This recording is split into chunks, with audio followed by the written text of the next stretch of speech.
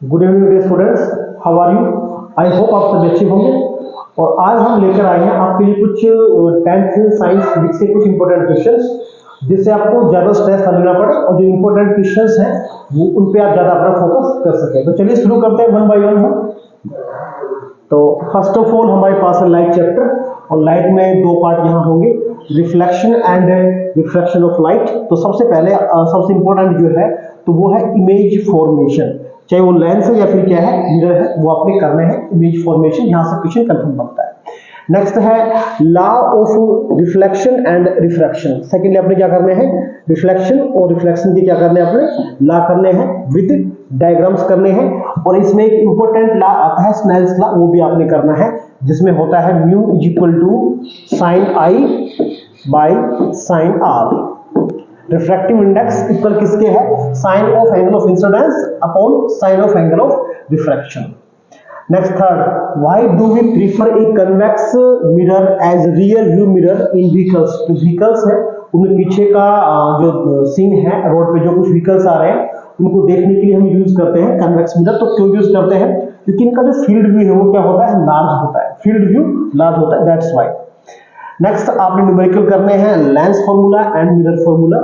और lens formula आप जानते हैं कि क्या है, lens formula 1/f is equal to 1/v minus 1/u, and mirror formula 1/f is equal to 1/v plus 1/u। Next, refractive index diamond का maximum होता है और कितना है 2.42, वो आपको गिवन है। तो इसका मीनिंग क्या है ये आपको बताना है, ठीक है। नेक्स्ट आपको रिफ्रैक्टिव इंडेक्स पे क्वेश्चन यहाँ भी मिलेंगे, C बाई V। यहाँ लिखा हुआ है हमने refractive index mu is equal to C by V। C क्या है, velocity of light in vacuum, जो आपको गिवन होगा 3 × 10⁸ मीटर पर सेकेंड। और आपको गिवन होगा इन दोनों में से आपको एक टर्म गिवन होगी, या तो आपको रिफ्रैक्टिव इंडेक्स गिवन होगा या आपको वेलोसिटी गिवन होगा। तो दोनों में से आपको एक टर्म को फाइंड आउट करना होगा, ठीक है। Next 7th question, very important question. Already पहले भी इसका एक पार्ट आ चुका है कि जो रियर व्यू मिरर है उसमें कौन सा आप मिरर यूज करेंगे, सोलर फर्नेस के पर्पज से कौन सा यूज करेंगे। और नेक्स्ट हमने यहाँ पे लिखा हुआ है एक न्यूमेरिकल, क्या लिखा हुआ है, एक ऑब्जेक्ट है जिसका साइज कितना है 5 सेंटीमीटर है, और इसको हमने प्लेस किया है at a distance of 20 centimetre, ठीक है। तो ये हमने आपको क्या दे दिया है, u हो गया है -20, u कितना हो जाएगा आपके पास -20 हो जाएगा। रेडियस ऑफ कर्वेचर आपको दे रखा है कितना 30 सेंटीमीटर। तो यहां से हम क्या फाइंड आउट कर लेंगे, फोकल लेंथ। फोकल लेंथ क्या होता है, हाफ होगा किसका, रेडियस ऑफ कर्वेचर के लिए।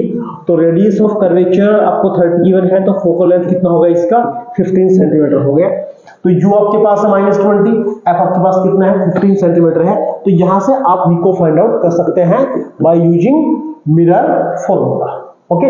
फिर आपने फाइंड करना है इसका नेचर एंड साइज। तो नेचर और साइज के लिए आपको फाइंड आउट करना होगा मैग्निफिकेशन, जो होती है m किसके इक्वल, -v/u। v आप फाइंड आउट करेंगे, u आपको दे रखा है। और अगर m का वैल्यू कैसा आता है, नेगेटिव आता है, तो कैसा होगा, नेचर रियल एंड इन्वर्टेड। और अगर m का वैल्यू कैसा आता है, पॉजिटिव आता है, तो फिर आपकी जो इमेज है वो कैसे बनेगी, वर्चुअल एंड डायरेक्ट बनेगी, ठीक है। नेक्स्ट आपके लिए है human I and colourful world. यहां से आपके लिए सबसे इंपॉर्टेंट पार्ट यहां होगा defect of vision and diffraction, ठीक है। डिफेक्ट ऑफ विजन, दो डायग्राम आपने बनाने हैं, एक बार आपने डिफेक्ट शो करना है और उसके बाद किस लेंस की हेल्प से आप इसका करेक्शन कर पाएंगे, ये भी आपने यहाँ पे करना होगा। Next is second is advance sunrise and delay sunset. Sun क्या होता है 2 मिनट पहले राइज कर जाता है और 2 मिनट लेट तक हमको दिखता है, बट टोटल जो डे लेंथ है वो 4 मिनट से क्या हो जाता है, इंक्रीज ड्यू टू रिफ्रैक्शन। इसको आपने स्टडी करना है। Next what is rainbow. तो रेनबो क्यों बनता है, due to dispersion of light, ठीक है। व्हाइट लाइट स्प्लिट हो जाता है 7 कलर्स में। And next one is why the colour of sky is blue. तो स्कैटरिंग की वजह से होता है ये। और नेक्स्ट रेड इज, ये वेवलेंथ की वजह से है। जो सन है during sunrise and during sunset क्या है दिखता है हमको, रेडिश दिखता है due to large wavelength of red colour. और नेक्स्ट हमारे पास आ गया है, नेक्स्ट क्वेश्चन क्या है,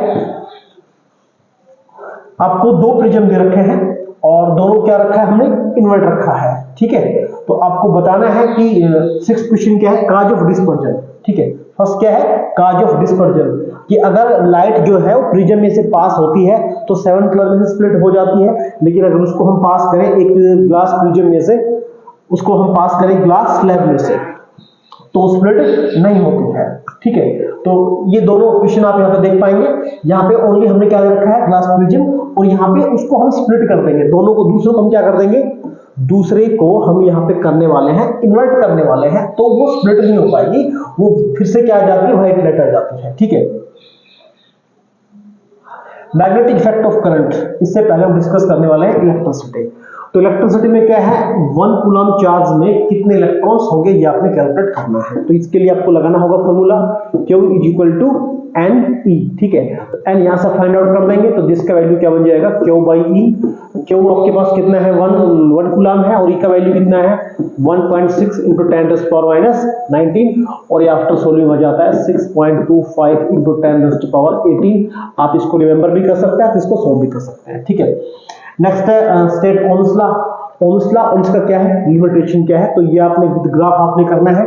जैसे ओम्स लॉ क्या है कि करंट डिपेंड किस पे करता है, वोल्टेज पे, keeping temperature constant, keeping physical conditions constant like length like area, okay. और विद ग्राफ आपने करना है, तो ग्राफ के लिए आपको क्या करना होगा, ये हमने वोल्टेज और ये करंट, ग्राफ कैसा होएगा, straight line and passing through origin. Next, किसका टेम्परेचर हाई है, तो इसके लिए यहां मैं ग्राफ आपके लिए बना देता हूं। This is voltage and this is current. तो सपोज ये हमको गिवन है दो रेजिस्टेंस, तो पहले तो आप ये बताइए कि किसका रेजिस्टेंस हाई होगा। तो बड़ा सिंपल सा लॉजिक है, आपको थीटा देख लेना होगा यहां से कि जिसका थीटा क्या है, हाई है, जिसका स्लोप क्या है, हाई है, उसी का रेजिस्टेंस क्या होगा, हाई होगा। तो करंट एक्सेस से जिसका एंगल ज्यादा है उसका रेजिस्टेंस हाई है, ठीक है। तो यहां से हम देख पा रहे हैं कि यहां से R2 ग्रेटर किससे हो जाएगा, R1 से ग्रेटर हो जाएगा। और मेटल्स के लिए रेजिस्टेंस क्या करती है, डायरेक्टली प्रोपोर्शनल टू टेम्परेचर करती है। तो जिसका थीटा ज्यादा है उसी का टेम्परेचर क्या होगा, हाई। और सपोज यहां पे टेम्परेचर गिवन है T2 और T1, तो आप लिख सकते हो कि T2 किससे ग्रेटर है, T1 से क्या है, ग्रेटर है, ठीक है। नेक्स्ट क्या है, 4th question, factor on which resistance of conductor depend. तो रेजिस्टेंस डिपेंड करती है 4 फैक्टर पे। तो फर्स्ट फैक्टर क्या है इनमें से, R directly proportional to length. Second क्या है, inversely proportional to area of cross section. Next is what, nature of material, nature of material. And next is temperature.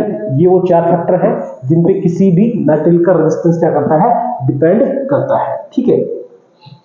Next क्या है, what are the advantages of connecting electrical devices in parallel। जो घर में हमारा जो power जो connection होता है घर में, जैसे हम टीवी ऑपरेट करते हैं, फैन ऑपरेट करते हैं, वो सब किस में कनेक्ट होते हैं, पैरेलल में कनेक्ट होते हैं। अब बता सकते हैं क्यों होते हैं, सब में वोल्टेज कितना आएगा, सेम आएगा, और किसी भी अप्लायंसेस को हम इंडिविजुअली क्या कर सकते हैं, ऑपरेट कर सकते हैं, ठीक है।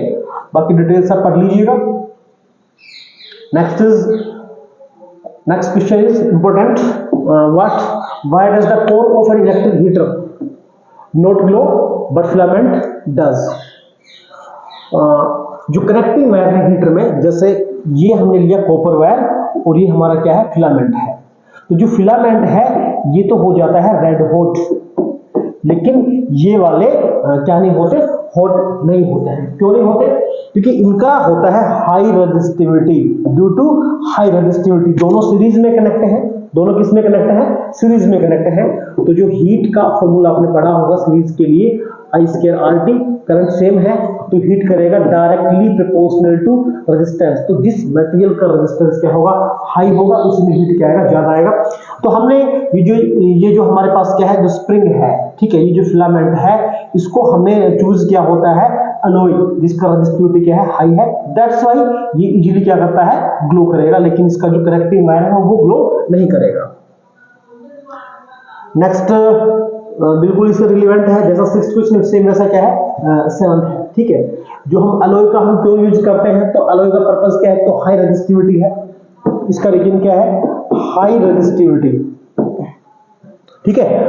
और दूसरा क्या है कि इनका अल्फा स्मॉल होता है। अल्फा मतलब होता है टेम्परेचर कोफिशिएंट ऑफ रेजिस्टेंस। अगर टेम्परेचर इंक्रीज होता है तो रेजिस्टेंस में चेंजेस नहीं आते हैं, ठीक है। Heating effect of current, formula आपके सामने ऑलरेडी लिखा हुआ है, and definition of 1 kilowatt our. 1 kilowatt our ये होता क्या है, एक इलेक्ट्रिक अप्लायंस है जिसका पावर कितना है 1000 वाट है, और इसको हम ऑपरेट कर रहे हैं कितना टाइम के लिए, 1 आवर के लिए इसको हम ऑपरेट कर रहे हैं। तो 1 आवर में सेकंड कितने हो गए हैं 3600 सेकंड, और जिसको हम लिख सकते हैं 36 इंटू 10⁵ वाट इंटू सेकंड, ये क्या बन जाएगा जूल बन जाएगा। लेकिन अगर इसको लिखना चाहें स्टैंडर्ड फॉर्म में तो इसको हम लिखेंगे 1 kilowatt hour is equal to, इसको आप सिंपली कर सकते हो 10 से मल्टीप्लाई 10 से डिवाइड, तो मल्टीप्लाई किया तो क्या बन जाएगा 10⁻6, और डिवाइड किया उसमें क्या लग गया यहाँ पे डेसिमल, तो 1 किलोवाट आवर इक्वल किसके आ गया है 3.6 इंटू 10⁻6 जूल। हम ट्राई कर रहे हैं कि आपको स्ट्रेस ना हो, और ये जो इंपॉर्टेंट क्वेश्चंस है इनका हमने एक ब्रीफ आपको आइडिया दिया है, ठीक है। बाकी बुक से स्टडी करते रहे, स्ट्रेस फ्री आपने एग्जाम में आपने जाना है विदाउट एनी स्ट्रेस। और अभी हम बात करेंगे मैग्नेटिक इफेक्ट ऑफ करंट। तो सबसे पहले इसमें आ गया है properties of magnetic field lines, और इसमें एक इंपॉर्टेंट प्रॉपर्टी है why to magnetic field line do not intersect. दो मैग्नेटिक फील्ड लाइंस है वो इंटरसेक्ट क्यों नहीं करती, तो जो पॉइंट ऑफ इंटरसेक्शन है वहां पे क्या होंगे दो टेंजेंट होंगे, दो टेंजेंट मतलब क्या होंगी दो डायरेक्शन होंगी, ठीक है। और एक फील्ड की डायरेक्शन क्या होती है एक ही होती है, इसलिए मैग्नेटिक फील्ड लाइन इंटरसेक्ट नहीं करती है, ये इसकी सबसे इंपॉर्टेंट प्रॉपर्टी है, जरूर पढ़ लीजिएगा। Next, magnetic field due to straight wire carrying current. ये हमारे पास क्या है एक स्ट्रेट वायर है, इसमें करंट फ्लो कर रहा है, तो थंब रूल लगाएंगे हम, right hand thumb rule, current कहां जा रहा है ऊपर, तो इसके अराउंड क्या आएगा मैग्नेटिक फील्ड। अपना फिंगर आप ग्रिप आप देख सकते हैं कि वो कैसे मूव कर रहे हैं एंटी क्लॉकवाइज लाइक दिस, तो इसके अराउंड जो मैग्नेटिक फील्ड है वो किस तरीके से होगा एंटी क्लॉकवाइज होगा। उसका स्ट्रेंथ कैसे वेरी करेगा ये भी क्वेश्चन आपको देखने के लिए मिलेगा, तो उसके लिए आपको करना होगा क्या, B strength of magnetic field directly proportional to flow of current and inversely proportional to distance where you want to calculate the strength of magnetic field directly proportional to current, चाहे वो स्ट्रेट वायर है या circular loop है, ठीक है। दोनों cases में आपको क्या करना है, ये आपने आंसर करना है strength of magnetic field directly proportional to flow of current. मतलब अगर करंट इंक्रीज होगा तो स्ट्रेंथ ऑफ मैग्नेटिक फील्ड क्या होगा इंक्रीज होगा, करंट डिक्रीज होगा तो स्ट्रेंथ क्या होगा उसका डिक्रीज होगा। फिर डिस्टेंस, इस वायर से हम 5 सेंटीमीटर 10 सेंटीमीटर 15 सेंटीमीटर कितने डिस्टेंस पे हम कैलकुलेट कर रहे हैं मैग्नेटिक फील्ड का स्ट्रेंथ। अगर डिस्टेंस क्या होती है इंक्रीज होती है तो मैग्नेटिक फील्ड का स्ट्रेंथ क्या होगा decrease, inversely proportional to distance. Okay, same thing for circular loop and due to solenoid, ठीक है। सोलेनॉइड वाले केस में जो मैग्नेटिक फील्ड का स्ट्रेंथ है वो कितना आएगा, V is equal to mu naught n i, okay. And यहाँ पे क्या है number of turn per unit length. और नेक्स्ट क्या है फोर्थ क्वेश्चन है right hand rule and right hand thumb rule, very important. Next Fleming left hand rule and right hand rule. Fleming left hand rule very important, left hand rule क्या है thumb four finger centre finger तीनों को हमने क्या रखना है mutually perpendicular, same thing for right, ठीक है। डिफरेंस क्या है और इसको रिमेंबर कैसे करेंगे पहले, तो आपने याद रखना है इसको ऐसे फादर मदर चाइल्ड, कैसे करना है फादर मदर चाइल्ड, एफ मतलब father force, M mother magnetic field, C child current. Same यहां होगा लेकिन यहाँ पे करंट नहीं बोलना है आपने, इंड्यूस करंट बोलना है आपने। क्या बोलना है इंड्यूस करंट, किसके लिए फ्लेमिंग राइट हैंड रूल के लिए। नेक्स्ट है force on a current carrying wire in the magnetic field, तो फोर्स कितना लगेगा F is equal to I L B sine theta. अगर थीटा को 90 कर दें तो फोर्स कितना लगेगा F is equal to I L B, कितना होगा फोर्स आई एल बी। और ये फोर्स मैक्सिमम कब होगा, ये जो फोर्स है ये मैक्सिमम कब होगा जब साइन कितना हो जाए 90 डिग्री, साइन थीटा का वैल्यू 1 हो जाए, 1 वैल्यू कहां होगा 90 डिग्री पे होगा। और ये जो वैल्यू है वो मिनिमम कब होगा जब थीटा कितना हो, थीटा कितना हो या तो 0 डिग्री हो या फिर क्या हो 180 डिग्री हो। मतलब या तो जो कंडक्टर है वो क्या रखा हो पैरेलल या फिर क्या रखा हो anti parallel to the direction of magnetic field. अगर हमको फोर्स क्या चाहिए 0 चाहिए, मिनिमम फोर्स चाहिए उसके लिए। नेक्स्ट शॉर्ट सर्किट कब होता है, ये तो आपने घर में देखा होगा होता हुआ, ठीक है। और नेक्स्ट वेरी इंपॉर्टेंट जो इलेक्ट्रिक अप्लायंसेस हैं उनकी हम अर्थिंग क्यों करते हैं, and the last question is if two coils A and B, अगर ए में करंट चेंज हो रहा है, आप डायग्राम देखिए पूरा कंप्लीट डायग्राम देख सकते हैं, अगर ए में करंट क्या हो रहा है, चेंज हो रहा है, तो बी में करंट चेंज क्यों होगा, ठीक है, ड्यू टू इलेक्ट्रोमैग्नेटिक इंडक्शन, ठीक है। तो ये क्वेश्चंस आपने यहाँ पे करने हैं और आई होप ये आपको आपकी जो स्ट्रेस उसको कम करने में और आपके मार्क्स को इंप्रूव करने में, आपके स्टैट को इंप्रूव करने में हेल्प करेंगे। Thank you.